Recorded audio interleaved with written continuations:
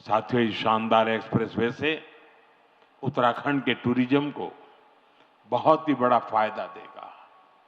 देहरादून, हरिद्वार, ऋषिकेश, मसूरी और चार धाम यात्रा के लिए ये सबसे प्रमुख मार्ग बनेगा। और हम सभी जानते हैं, जब टूरिज्म का विकास होता है तो हर कोई कुछ न कुछ कमाता है। होटल हो, ढाबे वाले हो, टैक्सी हो, ऑटो हो, होम स्टे हो, सबको इसका फायदा होता है।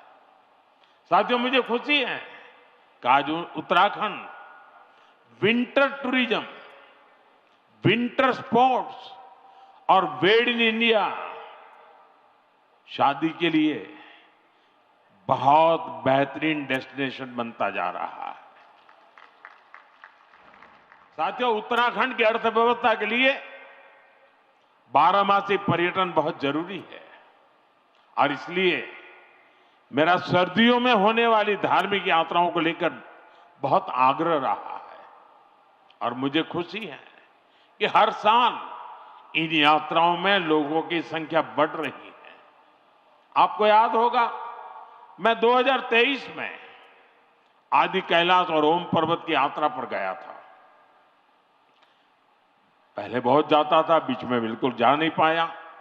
कई वर्षों के बाद मैं गया और मुझे मुख्यमंत्री जी बता रहे थे, गवर्नर साहब बीच में आए, वो भी बता रहे थे कि 2023 में मैं वहां गया और उसके बाद बहुत बड़ी संख्या में श्रद्धालु वहां जा रहे हैं।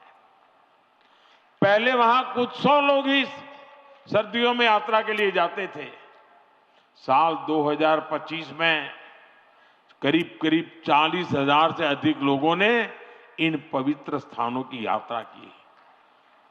कभी 1,000 नहीं होते थे, अगर 40,000 पहुंचते हैं तो यहां के लोगों की रोजी रोटी की कितनी बड़ी ताकत आ जाती है।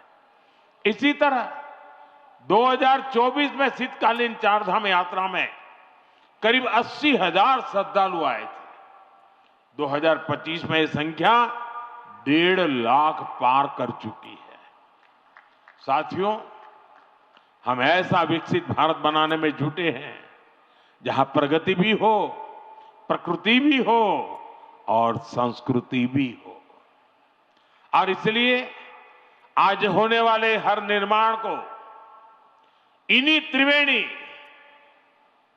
प्रगति, प्रकृति और संस्कृति की त्रिवेणी, इन्हीं मूल्यों के आधार पर विकसित किया जा रहा है। इंफ्रास्ट्रक्चर से इंसानों को भी सुविधा हो और वहां रहने वाले वन्य जीवों को भी असुविधा न हो, ये हमारा प्रयास है।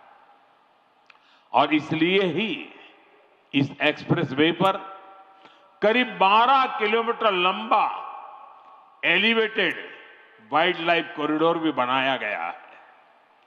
हाथियों को भी असुविधा न हो, इसका भी ध्यान रखा गया है। वैसे साथियों, मैं आज देश भर के सभी पर्यटकों और तीर्थयात्रियों से भी एक आग्रह करना चाहता हूं। हमारे पहाड़, ये वन क्षेत्र, ये देवभूमि की धरोहर, ये बहुत ही पवित्र स्थान है। ऐसे स्थानों को साफ सुथरा रखना ये हम सभी का कर्तव्य है, यहां रहने वालों का भी और यात्री के रूप में आने वालों का भी। इन इलाकों में प्लास्टिक की बोतलें, कूड़े कचरे का ढेर, ये देवभूमि की पवित्रता को ठेस पहुंचाता है। इसलिए बहुत आवश्यक है कि हम देवभूमि के इन स्थलों को, हमारे इन तीर्थ स्थलों को स्वच्छ रखें, सुंदर रखें। साथियों, अगले वर्ष हरिद्वार में कुंभ का भी आयोजन होना है। हमें आस्था के इस संगम को दिव्य, भव्य और स्वच्छ बनाने में कोई कोर कसर बाकी नहीं छोड़नी है। साथियों, उत्तराखंड में नंदा देवी राज जात यात्रा भी होती है। ये आस्था का उत्सव तो है ही, ये हमारी सांस्कृतिक चेतना का भी जीवंत उदाहरण है।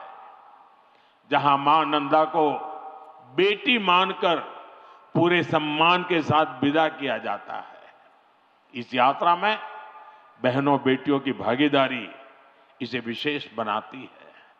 मैं मां नंदा को प्रणाम करते हुए देश भर की बहनों बेटियों को भी विशेष संदेश देना चाहता हूं।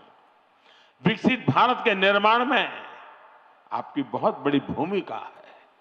इस देश की बेटियों की, इस देश की माताओं की, बहनों की बहुत बड़ी भूमिका मैं देख रहा हूं। और बहनों बेटियों की सुविधा, सुरक्षा और लोकतंत्र में भागीदारी, ये डबल इंजन सरकार की बहुत बड़ी प्राथमिकता है।